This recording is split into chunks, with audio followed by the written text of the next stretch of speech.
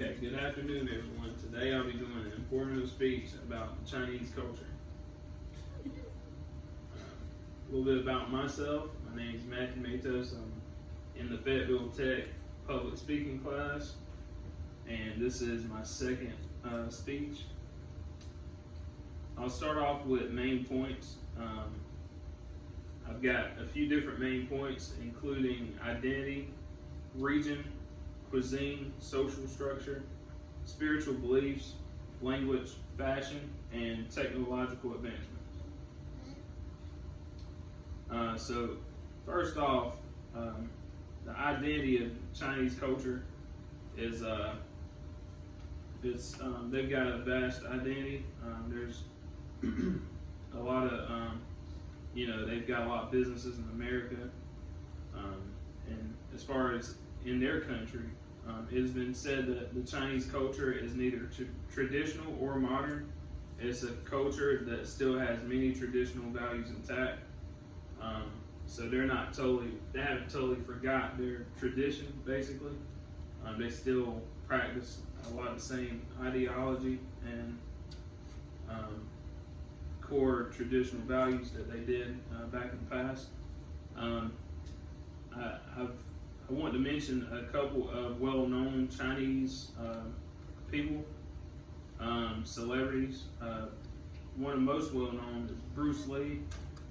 He's a legendary Chinese actor and martial artist. Lucy Liu, she's an American actress. I found out she was actually born in Queens, New York. Her parents originally came from Beijing and Shanghai. So the region of China. China is the largest of all Asian countries and has the largest population of any country in the world, occupying nearly the entire East Asian landmass. It covers approximately 1/14 of the land area of Earth. Among the major countries of the world, China is surpassed in area by only Russia and Canada. It is almost as large as the whole Europe. So Chinese cuisine, a lot of people think of just Chinese restaurants, Chinese food, as far as Chinese cuisine goes, but they actually have traditional meals and stuff like that we don't actually have at our Chinese restaurants in America.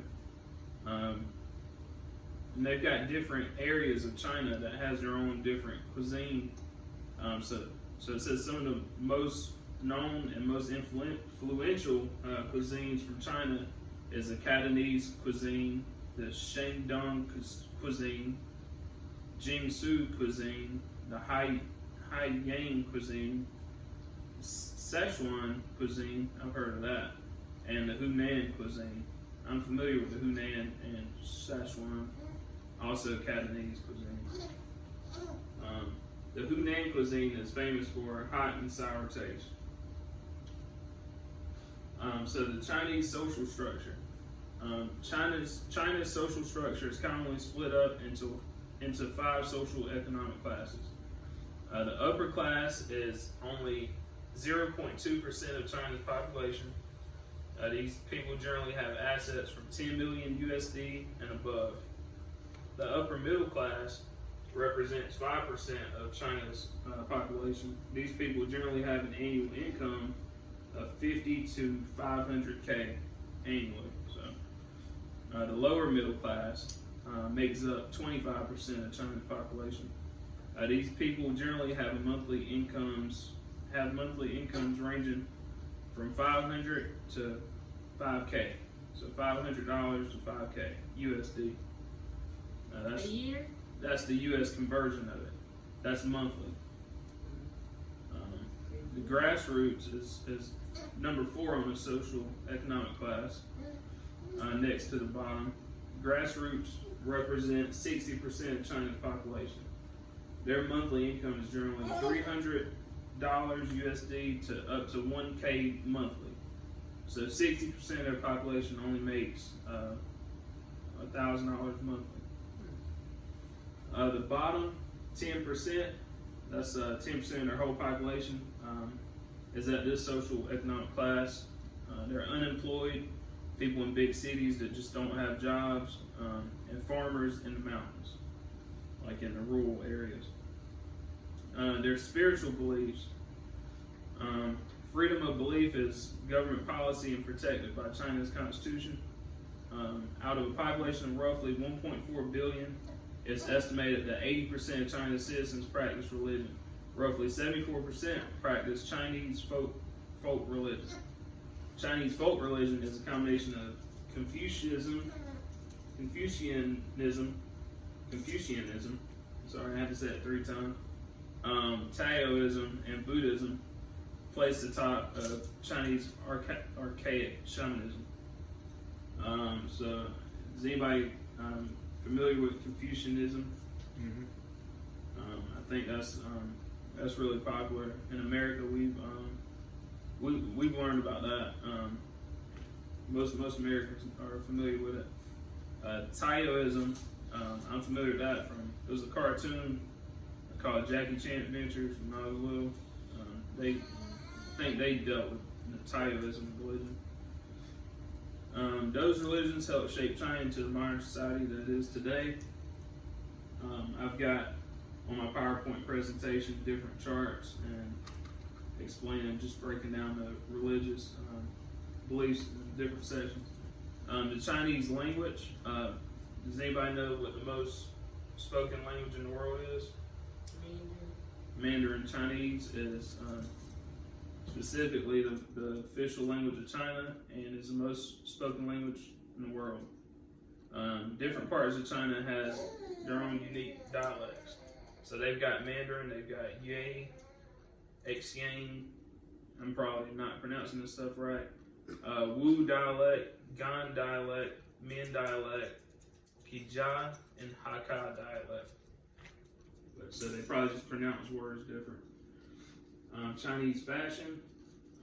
Chinese clothing is ancient and modern. It varies from different regions in China, and has been ingrained in the history through Chinese culture, through their arts. I mentioned that traditional Chinese clothing has been popularized in Western society by martial arts movies. I'm about to say that, yes. We went over the time. That's 7 minutes. Okay. I still got a few more points to hit. Alright, I'm almost done. Just bear with me. So Chinese technology. This is an interesting fact. I thought it was interesting. So China is striving to become a global technological leader using state-led policies such as Made in China 2025 or New Generation of Artificial Intelligence Development Plan. One of Beijing's objectives is to raise domestic content of core components and materials in high-end, high-tech manufacturing to 70% by 2025.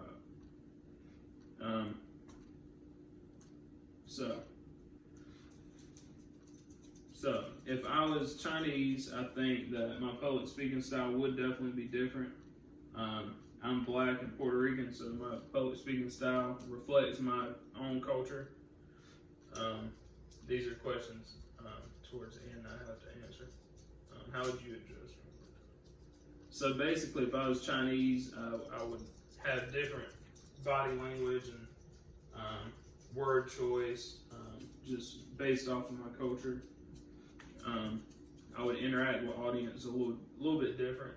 I think in Western culture, we look directly at people, like in their eyes, and I think in Chinese culture, that's a sign of disrespect. They're more stoic than we are in Western society.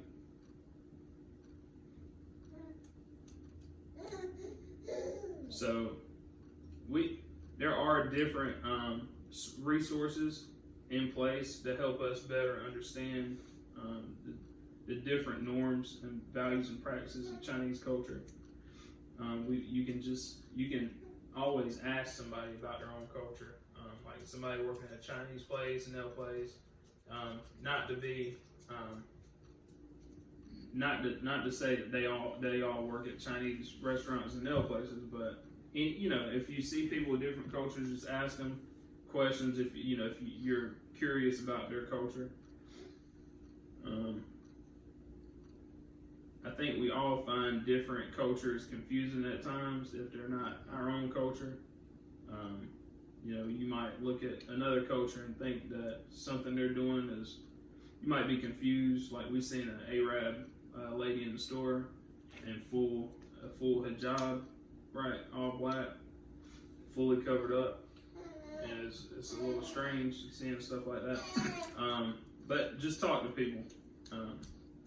So finally, if I was a researcher studying the specific values and norms and practices of the selected culture, I believe the most important thing to understand about the Chinese culture is just their historical values and stuff, and how it ties into their modern society. All right. Any questions? Any questions?